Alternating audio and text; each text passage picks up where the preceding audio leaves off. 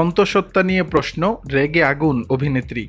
তারকাদের ব্যক্তিগত জীবন নিয়ে বরাবরই কৌতূহল থাকে অনুরাগীদের। তবে কেউ সহজভাবে উত্তর দেন, আবার কেউ এড়িয়ে যান, আর কেউ প্রশ্নে বিরক্ত হয়ে ওঠেন। এবার অন্তঃসত্ত্বা নিয়ে প্রশ্নের মুখে পড়ায় রীতিমতো রেগেই গেলেন ভারতীয় অভিনেত্রী অঙ্কিতা লোখান্ডে। সম্প্রতি ঘটে এমন কাণ্ড। কয়েকদিন আগেই এক অনুষ্ঠানে মজা করে নিজেই জানিয়েছিলেন তিনি নাকি অন্তঃসত্ত্বা। তবে সম্প্রতি এক সাক্ষাৎকারে সন্তান প্রসঙ্গ উঠতেই রেগে যান পবিত্র রিশতা খ্যাত এই তারকা। অঙ্কিতাকে প্রশ্ন করা হয় কবে তিনি মা হতে চলেছেন।